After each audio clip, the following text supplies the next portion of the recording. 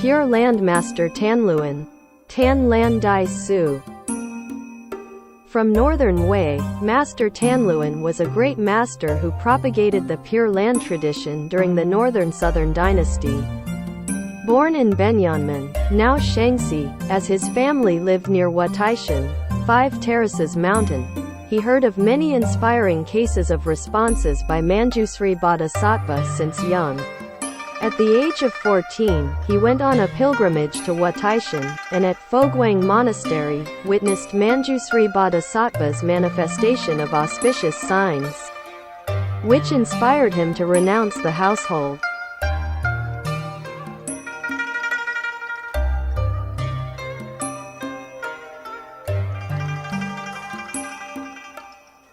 After becoming a monk, he studied widely on both worldly and Buddhist teachings. He particularly specialized in the study of the treatise on the Great Perfection of Wisdom, treatise on the Middle Path, treatise on 100 Verses and treatise on the 12 Gates, thus also later recognized as a patriarch of the 4 treatises tradition.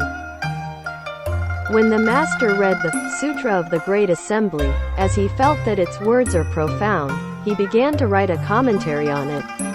In the midst of writing, due to overwork,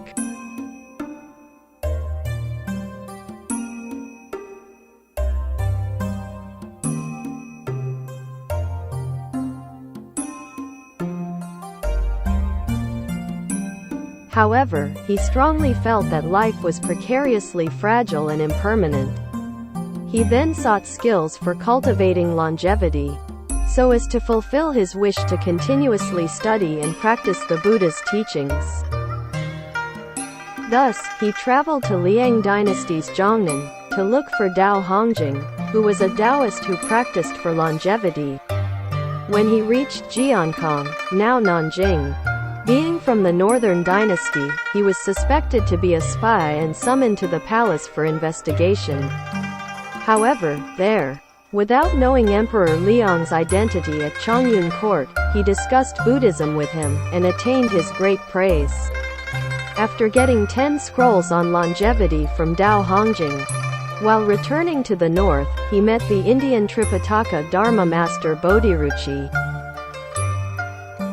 According to records in the extended Great Master's biographies, Great Master Tanluan then asked Great Master Bodhiruchi if there were any Buddhist teachings superior to the longevity teachings in China?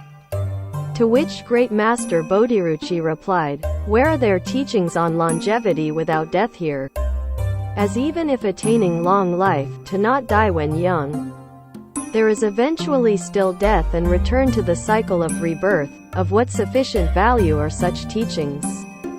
If you wish to truly attain longevity without death, it is through our Buddhist path."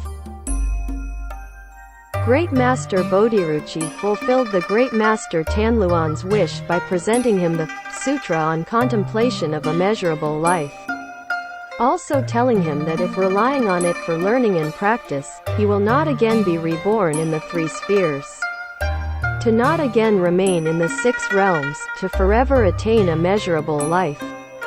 The Great Master then burned the scrolls on longevity, and wholeheartedly devoted his efforts on study, practice and propagation of the Pure Land Sutras. The Great Master also wrote a commentary on Vasubandhu Bodhisattva's Immeasurable Life Sutras Upadesa, instructional, verses for aspiration of birth, i.e., rebirth treatise. In the first scroll of his commentary on the rebirth treatise, as according to Nagarjuna Bodhisattva's treatise on the Great Perfection of Wisdom, and treatise on 10 abodes Vibhasa, explanation, he put forward the teaching of 2 paths and 2 powers. Thus differentiated were the Buddha's teachings, into those relying on self-power as the difficult path, and those also relying on other power as the easy path.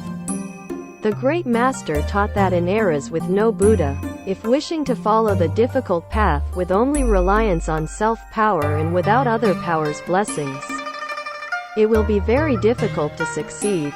It is only with reliance on the power of Amitabha Buddha, Amituofo, for cultivating practice, of wholehearted mindfulness of his name. That is the most secure, reliable and easiest Dharma door. However, the great master thought that the 16 contemplations, to be visualized, in the Sutra on Contemplation of Immeasurable Life, are too complicated, and suggested upholding mindfulness of the name of Amatuofo as the main practice method. Even those who had done evil, as long as able to uphold Amatuofo's name wholeheartedly with faith and aspiration, can be reborn in his Pure Land.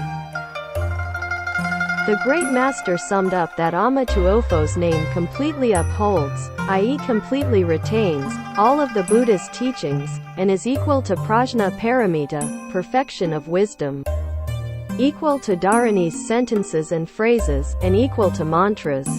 The name's meritorious power and function, together with the supreme magnificence of the land of ultimate bliss, are one and not two, as the name is the Dharma.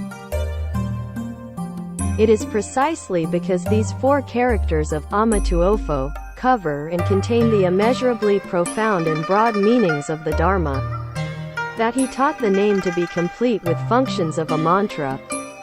Furthermore, he encouraged everyone to always recite the name, to be mindful of Amatuofo, so as to correspond with the Buddha's teachings, to truly practice them.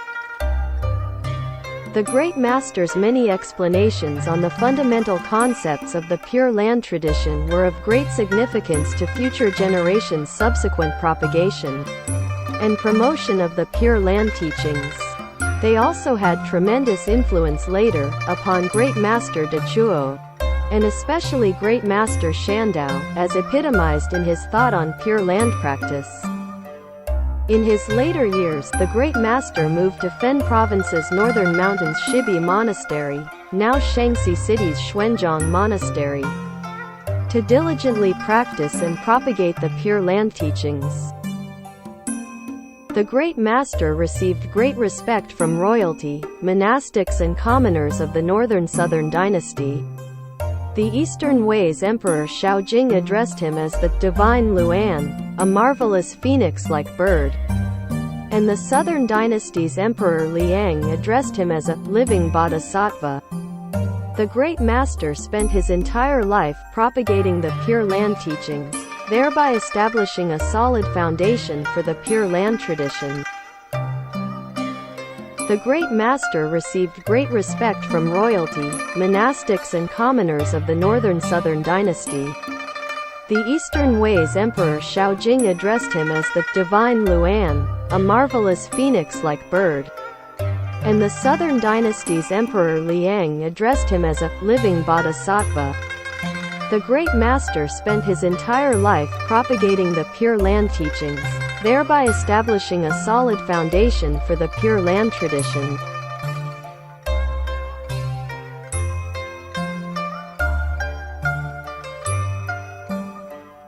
When approaching the end of life, the Great Master dreamt of Nagarjuna Bodhisattva, who told him of the day and time of his birth in Pure Land. On the day of rebirth, he asked his disciples to recite the Buddha's name loudly, as he faced west and departed. All in the monastery's great assembly saw flowers, parasols, pennants and banners arrive from the west, as heavenly music filled the sky for a long time before dispersing. The Great Master's age then was 67.